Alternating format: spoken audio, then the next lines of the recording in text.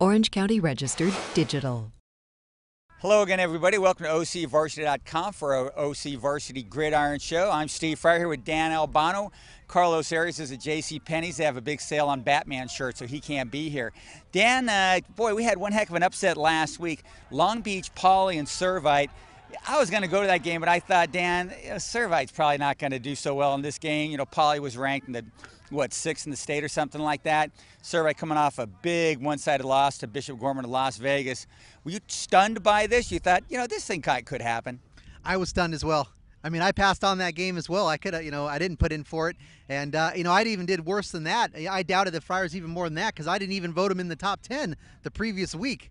I had Friars nowhere, so this week I had to come back and I voted them fourth in the Orange County, which for me, my voting went Mater Dei, Mission Viejo, La Habra, and then Servite. So I gave them a pretty good promotion, I think, but I look pretty bad, when I don't have them in there at all the previous week. It shows a lot of character for those Servite Friar.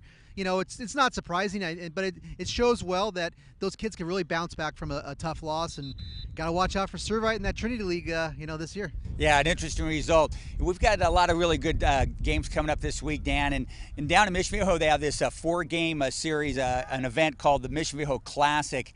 I think this is the third year that Coach Bob Johnson and his booster clubs down there have put that together. They have a really nice mix of games in this one.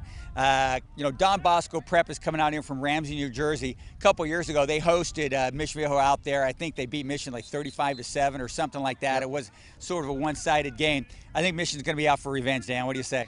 Yeah, big time. It was 35-7, 2011. It was the Mission Viejo's second game that season. But I think Mission Viejo's this one circled all for a long time. This is the best team they'll probably play in the regular season.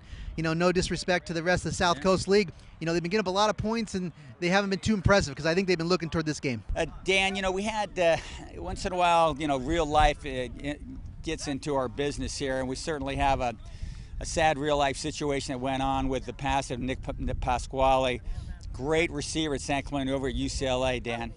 Yeah, I really remember Nick Pasquale a lot because, he was a key member of what I consider the greatest San Clemente team in history. I'm partial, but we covered them so much in, 2011. That team, overcame a lot of controversy with the coaching ranks, and they were loaded with seniors, and Nick was one of the key guys. They got to the Pac-5 runners-up to Santa Margarita, made it to the big show at Angel Stadium, and, Nick was a team captain. He came, ball boy, growing up in the program. His brother AJ played, and I think Pasquale would have made it, on scholarship at UCLA. He was that kind of guy, and I know the Tritons in South County football will always remember Nick Pasquale.